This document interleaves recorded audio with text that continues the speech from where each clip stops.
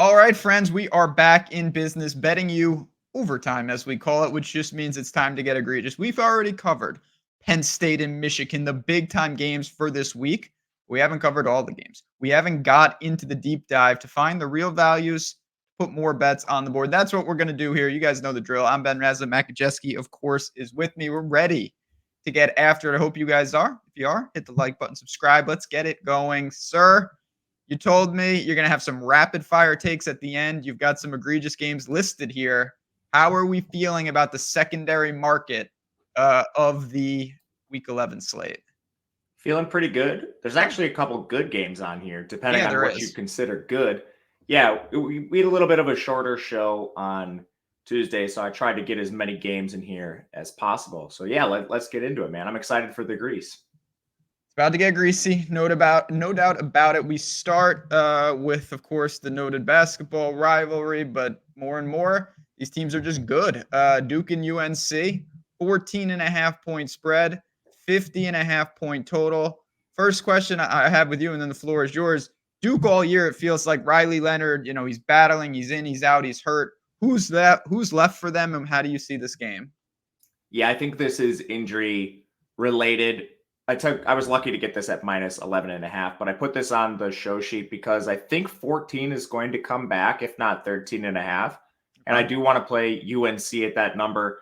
You mentioned the biggest injury, it's Riley Leonard, but their backup Henry Bellin is also injured. So they moved to third stringer Grayson Loftus, who had an utterly atrocious showing in his first start. Maybe he gets better. We don't know, but it might be tough. Graham Barton, their stud tackle's also out. Their best defender, Miles Jones, at cornerback, has been out. Dorian Mossey's been out.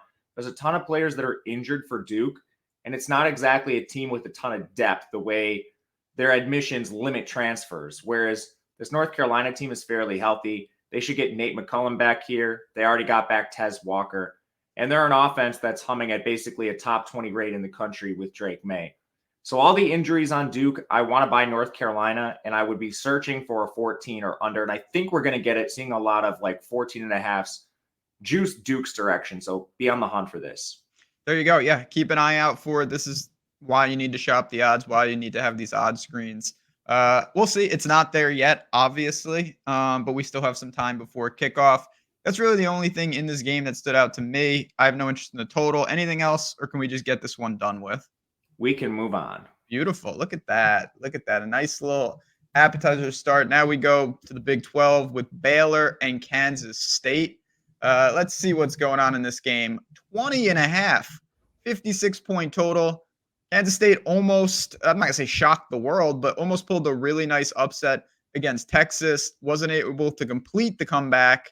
Did they just lay it on Baylor here? Probably, but I have more interest in a total than a Okay. side.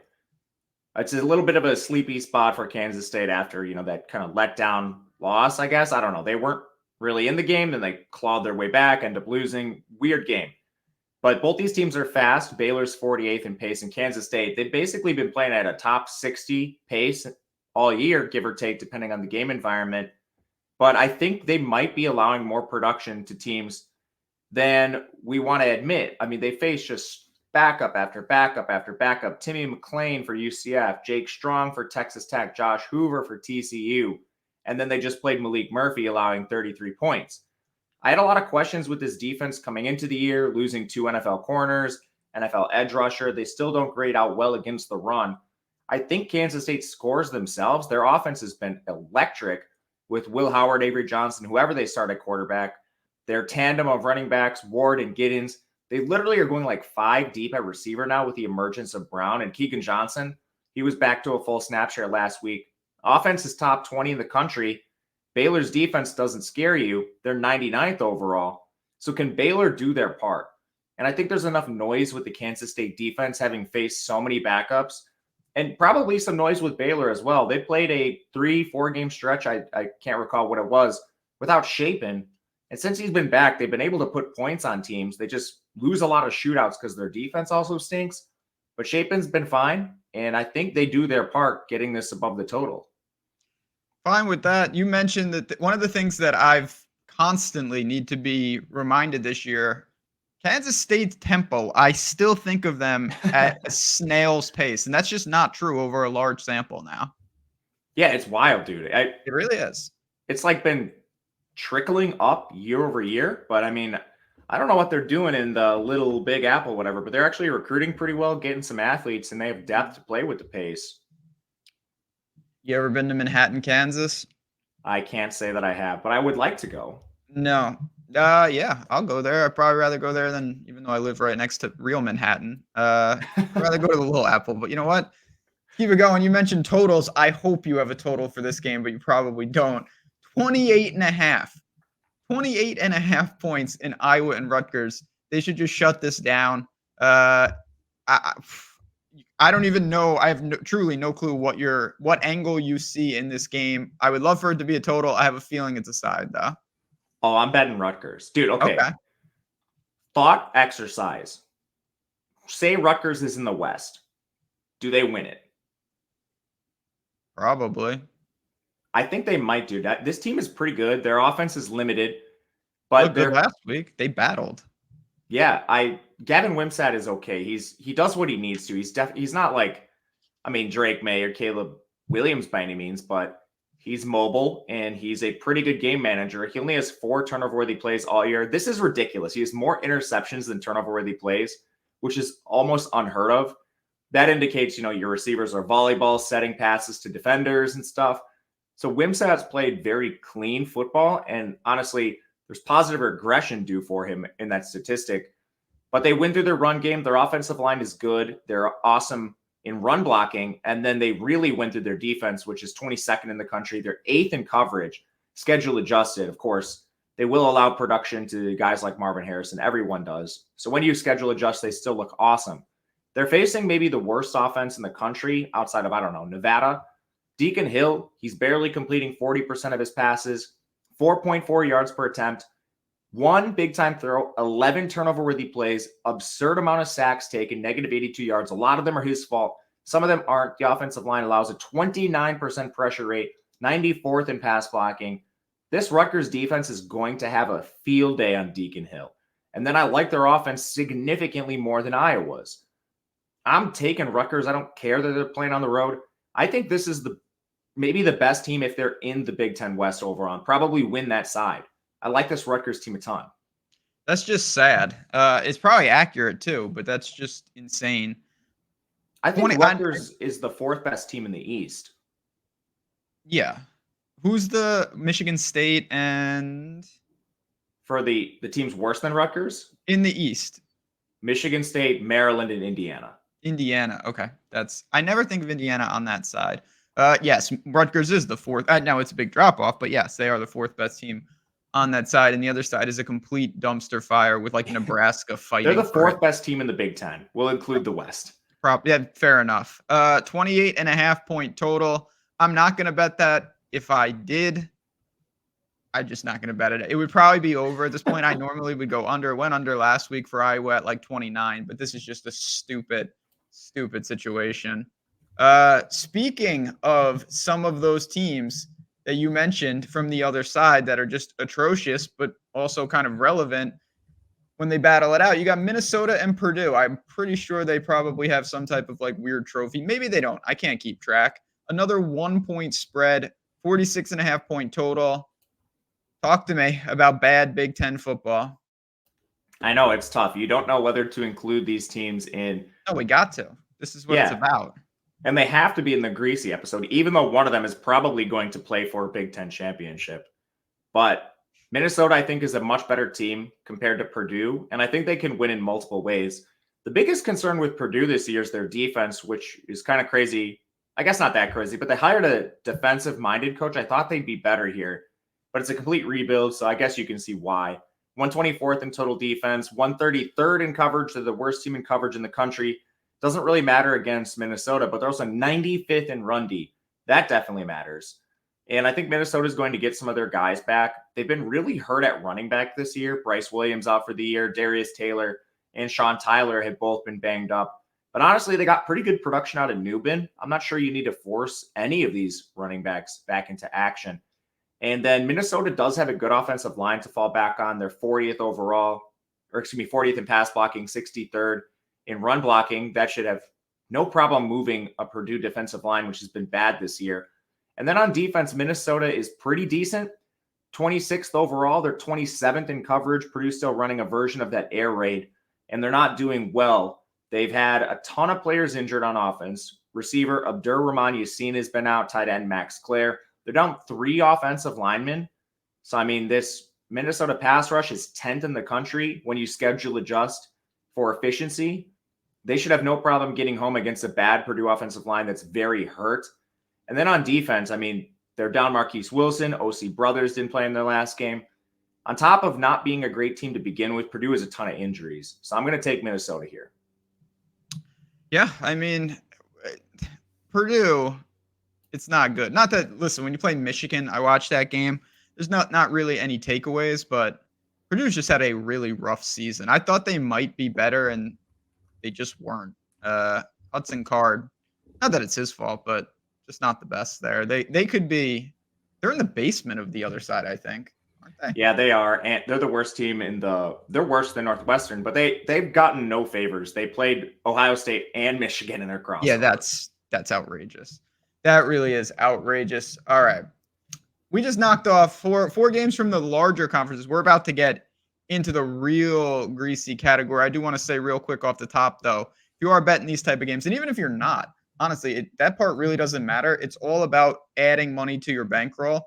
And if I was in charge of the world, I would give it to every state, but I'm not. And there are 6 states that are going to get $150. So if you are in the following states, listen up: New Jersey, Ohio, Virginia, Iowa, Colorado, and Kentucky. If I didn't say your state, move on to Texas State. But if I did, come get your money. Bet 5, get 150 in bonus bets. The link is below. Take 2 minutes out of your day at Bet365. You sign up to this book. You bet $5. Whether you win or lose, bet it on your favorite game here. You're getting $150 in bonus bets. That money right into the account. You can bet with it.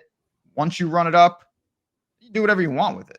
We have so many stories of people saying, man, I took that 150. I tripled it. Now I have my bankroll for college basketball. I have my bankroll for bowl season, something like that. And if you lose it, you've lost $5 on the experiment. It is that type of deal. You got to be 21 plus. If you have a gambling problem, call 1-800-GAMBLER. But if you're in one of those 6 states, again, I'll just list them off real quick: New Jersey, Ohio, Virginia, Iowa, Colorado, and Kentucky. Money coming your way, courtesy of Bet365. Now, Texas State time. You know the drill. This is our team. They're not really a wagon because they do a lot of dumb stuff. Them and Coastal, what a matchup for you. 2 of your favorite squads. Yeah, love Coastal. Sadly, Grayson McCall, he's probably not going to return this year. And then they lost their backup, Jarrett Guest. Coastal's on their 3rd string quarterback, Ethan Vasco, who we do not have much of a sample on, but he started their last game. And what a weird game that was against Old Dominion. He rushed for like 180 yards. He's averaging 8.4 yards per carry this year as a passer. Nothing great. 54.5% completion, 5.5 yards per attempt. That makes sense for your 3rd string quarterback, but man, can Texas State contain the rushing for this guy? And I personally think they can. This Texas State defense is underrated. They're 50th overall, 38th in run defense. Where they're weak is in coverage. And we've seen that against a couple teams that can throw the ball over the top of them. But they also have, who's the backup quarterback for Texas State? It's escaping me. Murphy? Hornsby, thank you. I was thinking, I don't know why I was thinking Malik Murphy. But anyway, Finley and Hornsby. Yeah, Finley and Hornsby. Hornsby, for a scout quarterback, this is basically like the best option you could face when you're going up against a new dual threat in Vasco. Like, they prepared against a guy in Hornsby all season long. And this team is good in run defense to begin with.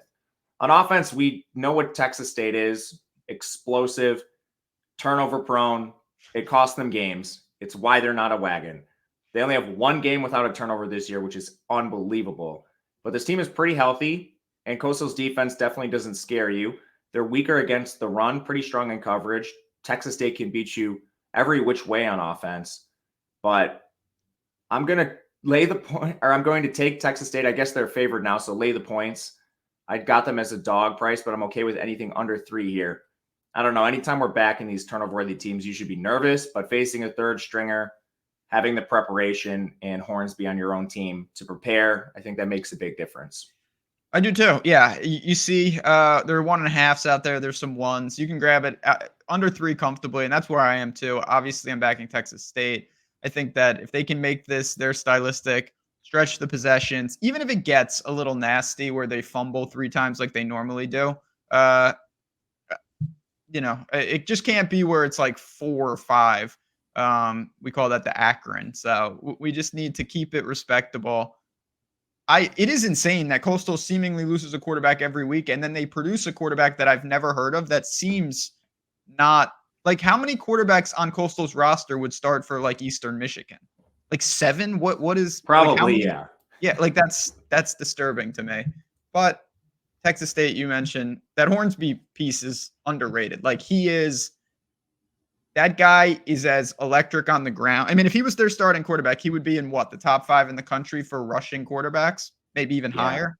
I don't know why I couldn't remember his name. Sorry, No, guys. I mean, listen, he's former Arkansas. Great. Pittman probably could use him as their offensive line doesn't protect anybody. This game, moving on, actually, I will admit, probably is the one that has the biggest gripe to not be on the main betting you episode, but the Florida State Seminoles only have Miami to thank for that. Miami doesn't deserve to be on that other show because they don't do things that make sense. They constantly lose games they shouldn't.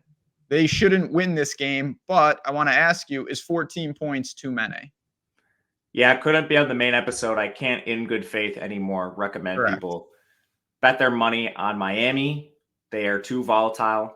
But if you want to tail me into the darkness, I'm going to do it again. I'm not going to make it an official play or anything, but this team is just too good to be 14.5-point underdogs. I've said this probably 3 times this year, and then they lose outright or play Virginia to 3 points or lose to NC State. I mean, the team is a mess, but everything underlying looks really good for this team. When you look at efficiency metrics and advanced metrics, this is a team that's a screaming buy. They have been for weeks now, and they continue to, without like a better way to say this, disappoint. But I mean, Van Dyke has been solid this year outside of the last 2 games. And this is probably my biggest concern with Miami is he missed the game. He's been dealing with injury all season long. Reportedly came into the year with a hand and has played through it. He has 5 interceptions in those 2 games since he returned. And it's against Virginia and NC State. And this is not good. Like Virginia's pass defense is horrible. NC State's pass defense is the gift that keeps on giving. Offensive lines kept them upright. They're 3rd in the country in pass blocking. This offensive line is awesome. I don't know what the deal is with Van Dyke. The whole body of work is really good. Last 2 games, awful. Is he hurt? Is this just a blip on the radar? I'm not sure. But ultimately, you get a good number here. You have the hook, which I'm still willing to play. I think Florida State is solid. But you look at this team, after the Clemson game, they basically have just faced the worst teams in the country. The ACC is the worst Power 5 conference. They've played Pitt, Wake Forest, who basically didn't try. They threw 16 passes. Duke, Riley Leonard got hurt. I don't think Duke was going to win that game anyway. Syracuse, who's awful. Virginia Tech, who's awful. Clemson, it took overtime and Cade Klubnik's unaware bozo just taking strip sacks for touchdowns. They played close with Boston College, Southern Miss, and then they have the awesome win over LSU. That was way closer than the score indicates, and we talk about this a lot. Brian Kelly took a high variance game plan, and you get a high variance result, 45-24. What you don't see in that box score is all the trips where LSU brought the ball down to the 1-yard line and had turnover on downs and did stupid things. So I like Florida State. I think they're going to win this game. I prefer betting Miami with the points, and I'm going to short Florida State when they make it to the college football playoff, probably in a bigger wager too. I think this team is overrated playing just the ACC schedule they play. But yeah, that's my Florida State take. Doesn't matter today. Yeah. It's good. That's going to be real interesting. I mean, we can't even begin to I'll be interested to see what a line against who knows? We have to see who shakes out, but you think there's a world, and we don't need to dive into this, but do you think there's a world where Florida State goes undefeated and is the 4 seed? No. Well, No. I guess it depends. Is Georgia undefeated? Is Big Ten champion undefeated? That's 2. Do you So think Washington would leapfrog them if they swept? I think Washington would be 4. Okay. Okay. Florida State has the LSU head-to-head. Yeah. Okay. I tend to agree with that. I'd be interested to see like what a line would be against the SEC champ, who's probably the one. Yeah, even like if they played Michigan or Ohio State, I think it's close, and I'm definitely playing the Big Ten team. Interesting. Yeah, it's hard to argue with that. Cal and Washington State, I can promise you won't have to worry about if these teams will be the 4 seed. Not in this lifetime. Cal's a 1.5-point favorite. I don't know what to do with Washington State. I should have just stuck to my original thoughts on this team. They've been a roller coaster all year. Do you have a take in this game? Yeah, I'm betting Cal, and I agree with you, man. The wins over Wisconsin and then Oregon State to begin conference play tripped me up for a while, so I ended up losing some money on them, but I've made it back in recent weeks as this team continues to disappoint, losing to Stanford last week. Part of it's not their fault. They're really injured, like really, really injured, especially on defense. At the edge, Quinn Roth, he hasn't played. They also don't have Rom Stevenson. He only got 6 snaps last game, so I'm not anticipating him getting more. Khalil Laufau, 6 snaps as well. These guys are playing hurt. David Gusta, another defensive lineman, missed their last game. And then at corners where I think they're really hurt. Chow Wade Smith missed their last game. Javen Robinson, he did as well. Cam Lampkin got hurt in the game. So you're down 6 starters on defense, depending on who returns, but it's not promising. And this team does not have depth. As their coach made very well known in his press conference this week, they do not have a good NIL structure. And kind of feel bad for Dickert. He's done a lot with a little bit, but I mean, this program's not built to win, and they definitely don't have depth to sustain injuries like this. Cal, shockingly, is the healthier team here, even though they lost their best defender, Jackson Sermon, earlier this year. But this team should be a little healthier this week. I think they're going to get back Caleb Elams-Orr, their leading tackler. And then on offense, I think they'll have Matthew Wyckoff back after he limped off the field last week. But overall, Cal's gotten good production out of their new signal caller, Fernando Mendoza. He runs a little bit. And they also have Jaden Ott to fall back on in the run game. The real problem with Cal has been their defense of late. They're 120th, but I no longer have any faith in Washington State scoring. This is probably the craziest stat I've seen for Washington State all year. Cam Ward, he has 4 interceptions, 16 turnover-worthy plays. The guy's running incredibly hot on not turning the ball over. So, I mean, his numbers should be significantly worse than they are. The offensive line's not great for this team. The defense is downright horrible and really injured. I think Cal is the play here. Yeah, listen, I heard you mentioned it. I got tripped up in the middle of the year with Washington State because they had some wins that now in hindsight just look like outliers. The injuries have piled up. The Arizona game was the turning point when Arizona just baptized. They just absolutely smoked them. Arizona is the hottest team in the Pac-12. You don't want to see them, but Cal's been respectable. They don't play defense, but I'm fine with that in this. They are at home. I'm going to end up joining you. It doesn't even feel good, but I am. I'll be on Cal as well. We got a couple more, and then we're going to go rapid fire. And don't worry, we'll give our best bets as always. If you have more questions, JazzRaz DFS, Matt_Gajeski on Twitter. Find us here on OddsShopper. 100,000 subs. We made it because of you guys. So happy about that, and we appreciate it. Arkansas State. I left this off my card last week like an idiot, and hopefully I won't have to do that again. They're a sizable underdog in this spot. I see 11.5 out there. We back in our boys, or is South Alabama just too good? Yeah, maybe it was a good thing you left it off your card because they got pretty lucky. Zion Chris getting hurt in that game. And I mean, that put Louisiana on their 3rd string quarterback. So tough times for Louisiana. Sorry. No, I'm sorry. That's funny. That makes sense because when I was looking at the games, we're filming this on Thursday. I'm like, I had no interest in the game. I'm like, is Louisiana, how are they not like 25-point favorite over Southern Miss? This is probably why, I would assume. Yeah, it opened at like 15. It's all the way down to 10. Yeah. But this is now the 3rd consecutive game Arkansas State has faced a backup quarterback. Coastal Carolina, Grayson McCall got hurt. Louisiana Monroe, Jair Wright got hurt. And then Zion Chris got hurt last week. Anyway, that doesn't matter here because I like an over pacing. This suits an over. Arkansas State, 39th in pace. South Alabama, 51st. Both offenses are pretty good. Arkansas State has climbed all the way to 65th, which is pretty surprising. And they can win in multiple ways. Raynor's mobile. They have pretty good receivers with Jackson and Rucker. That's where South Alabama's weak on defense is in coverage. They're 79th. We've been attacking teams that can throw the ball over the top of them all year. But then this Arkansas State defense is also not good. They're 80th overall. And South Alabama has a pretty good offense. Carter Bradley's a game time decision. He was last week. And I know he practiced last week, so I think there's a pretty good chance he plays, which is key to this. If you're a little more nervous than me on his status, perhaps you just wait and see. That way your money's not tied up in anything. But I was also pretty impressed with Gio Lopez. 66 rushing yards, 64.3% completion.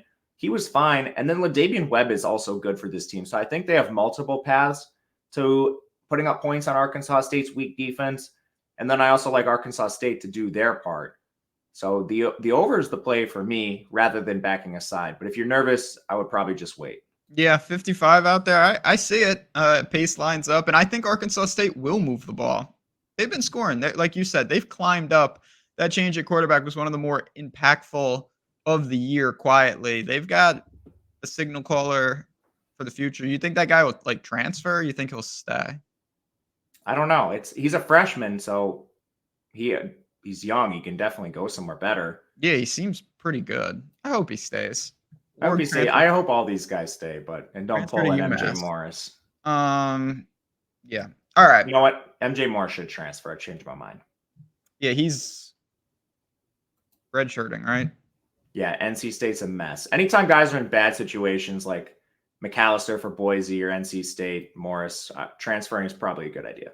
Yeah, hard to argue with that. All right. One last game for us, Cincinnati and Houston. Let's talk about it. I don't know. These are weird teams. Competitive spread. Another 55-point total. Big 12 football. Talk to me. Big 12 football or AAC football, man? I mean, I can't. Little AAC rematch. But yeah.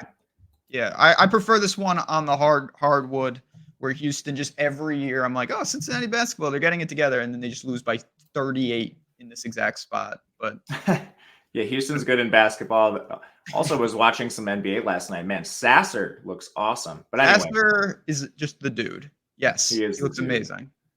Okay, so for the total in this game, which is where I'm going to go, we've kind of been doing this with Cincinnati a ton, and it's been really profitable just backing Cincinnati overs. They have a good offense and a terrible defense, and the exact same thing can be said about Houston. Cincinnati's 102nd in total defense. They're 126th in coverage. That's really concerning against Houston, who's going to throw the ball over the top of you. Whereas Houston, 117th in total defense, 94th against the run, 119th in coverage. They're not good anywhere. Then both these offenses are talented. Cincinnati 40th overall, largely through their run game. They've been platooning quarterbacks a little bit recently. Emory Jones and this Lichtenberg character, whom I don't know much about. But honestly, I think Emory's kind of gotten a raw deal. He runs the ball well. He takes care of it. 7.2 yards per attempt, 61 completion. I don't know, maybe 50%, 45% of the teams in the country would love to have Emory Jones under center. Cincinnati's fans are just treating him pretty poorly. I get it. They were in the playoff 2 years ago, but man, could be a lot worse. Then for Houston, Donovan Smith has been solid, 65.5% completion, 7.2 yards per attempt. He runs a little bit himself. Comes down to both these offenses are good. Both these teams play with pace, both top 45, and both defenses are atrocious. Surprised this isn't a little bit higher, so I'll take an over.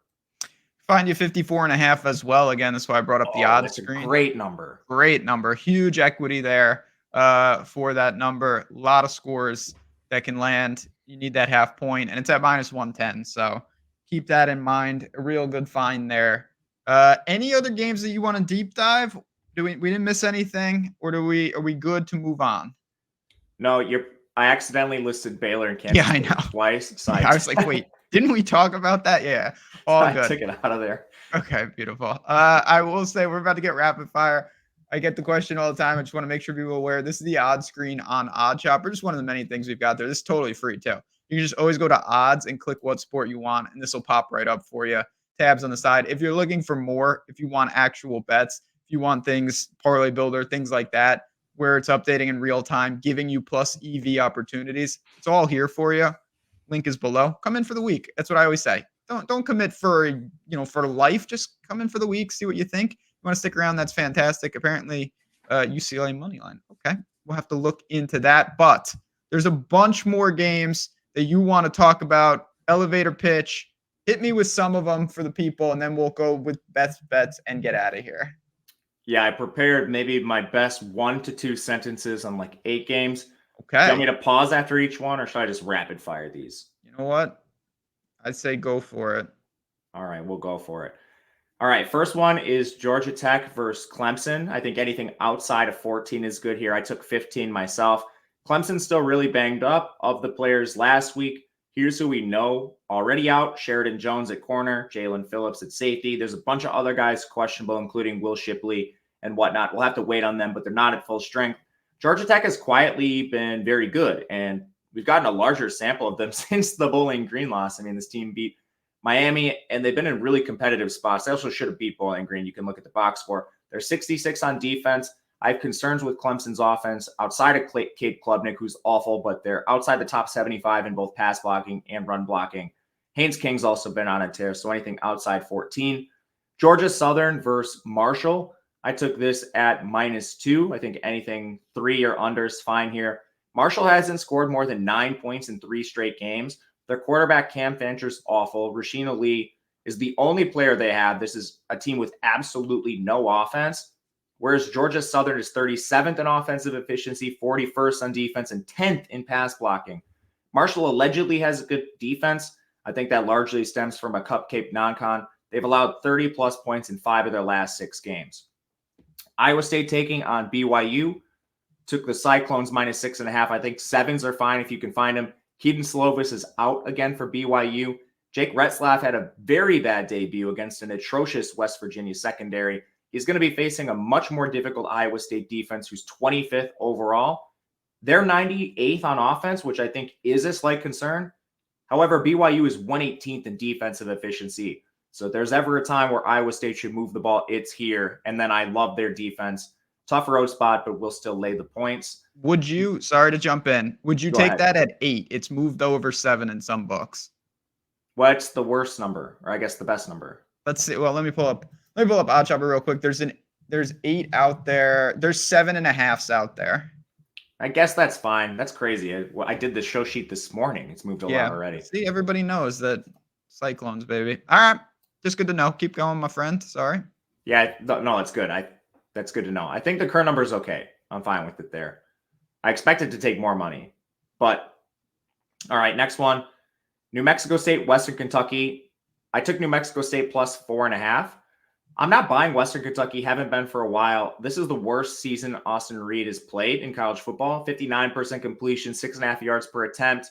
He has 12 turnover-worthy plays and only 4 interceptions, due for some negative regression there. This offense is doing him no favors. They're 105th. Their OC's been getting killed in the media.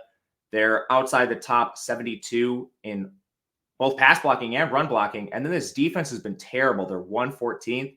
And the biggest thing here, they're 130th in run defense. New Mexico State has an electric rushing attack with Diego Pavia, and they go about 4 deep at running back. This is the 53rd ranked offense in the country, 94th in defense. They're ahead of Western Kentucky in both metrics. I think people are just still favoring Western Kentucky based on last year's team, which they're clearly not. This team continues to not cover spreads, and New Mexico State is improving. Similarly, New Mexico and Boise State, I like an under in this game. I took 60.5 myself. I see 59.5 out there. Maybe you can find better, but pacing is horrible in this game. New Mexico is 114th. Boise's 83rd. Boise, man, like this, they should probably make a coaching change. Yes. Eric McAllister, their best receiver, transferred out of the program mid-season. Like, I don't know what is going on there, but you don't even want to get the extra reps. Aston Genty's hurt. So, like, all of their explosion in offense is gone. They're still playing 2 QBs. They don't have any receivers. George Halani is A.J. Dillon of college. The biggest concern is both defenses are outside the top 123. But, man, I don't like the over anymore with Genty and McAllister gone. New Mexico's not explosive to begin with. Fresno State, San Jose State, love taking points with San Jose. I think this is just a way overrating of San Jose after a cupcake schedule. So they lose to Boise. Then they played New Mexico, Utah State, and Hawaii, maybe the bottom 3 teams in this conference, whereas Fresno's just played a murderer's row of Mountain West opponents. Wyoming, Utah State, UNLV, Boise State. Mikey Keene's back. Have them as the better team in both offense and defense. Don't care about the road spot here. We'll back Fresno with a healthy Mikey Keene. Couple greasy ones. I took Temple +7. Oh my. I have these teams like dead even in power ratings, schedule adjusted, except Temple played like half their season without EJ Warner. He immediately comes back and the offense starts scoring points and they beat Navy. That's really all there is to it. Syracuse, Pittsburgh, both these teams are terrible. They're the worst two teams in the ACC perhaps. But I have Syracuse 110th on offense, Pitt 121st. Syracuse 53rd on D, Pitt 88th. I'll just back Syracuse blindly based on power ratings. They're getting 3 points against Pitt, and they're the better team overall. They should be favored by 3. And last one, App State, Georgia State. I took both App State +3 and the over 60.5. The over is my favorite play here. Both these teams have decent paces, and then their defenses aren't good. And more importantly, both defenses are horrible at the strength of the opposing offense. So Georgia State, they're 99th on defense. They're 126th in coverage. Joey Aguilar's been awesome. He can throw the ball over top of you. App State, 82nd in defense. They're 124th against the run. Granger and Carroll are going to have a field day. So the more I look at it, I think over is my favorite play. Anything like under 61, I think is fine. 60.5 out there, staring at it right now. So definitely a line on that. Look at that. That was some fantastic rapid fire. I don't think I've bet Temple this year, so maybe I'll add them to the card. Now, before we get out of here, I know we just went through a bunch of games, but I always like to do this kind of to sum it up right at the end. Couple bucks. Again, shout out to Bet365. Get in on that deal. Say you do that, you've got that money to play with. What would be your top priorities for this slate? My favorite one is Texas State. Anything under 3 against third stringer in Coastal Carolina. As long as they don't fumble their way out of games, they should have no problem winning this. They're the better team. I like the over in the Cincinnati game, especially with that nice number you found of 54.5. Yep. Both offenses are good. Both offenses are top 45 in pace, and both defenses are outside the top 100. My last one will be Rutgers facing Iowa. I think they're flat out the better team and the fourth best team in the Big Ten, regardless of side. Deacon Hill's been atrocious. This will be a low-scoring defensive effort. But Rutgers still has a good offense. Gavin Wimsatt, solid game manager. I'll take points with Rutgers. No problem with that. And yeah, again, make sure you shop the lines. Get those half points. Get those edges. I'm going to add one in, as I always do. I'm not a huge fan of Cal, but I'm really just not sold on what's going on with Washington State right now. You mentioned the injuries. You mentioned, and I'm a huge fan of Cam Ward, running extremely well in the turnover department. Can't do that forever. It's going to catch up with them. Cal, rightful favorite, but it's at 1.5. That is a good enough spot for me to attack. 11 in the books. Beautiful stuff. Again, you can find us on Twitter. You can find us on OddsShopper. You can find us on Stochastic. We're everywhere. We're talking college football on all different things. You want breakdowns of the games on the day by day? We got VODs on this very channel. You'll see Matt there talking it through. I'll have a parlay video up tomorrow, but I hope it's our best week yet. Let's try to put week 11 at the top of the rankings. We're going to do just that, but we're going to bounce on out of here. Thanks, as always, for watching, for rating, reviewing if you're doing podcasts, for liking and subscribing if you're on YouTube, and sharing the show. We want to spread this. We want to make this the biggest college football show out there. Love the support. We love the feedback. But for me, for Matt, for everyone at OddsShopper, and for Texas State especially, good luck. Enjoy these games. We'll talk to you guys next week.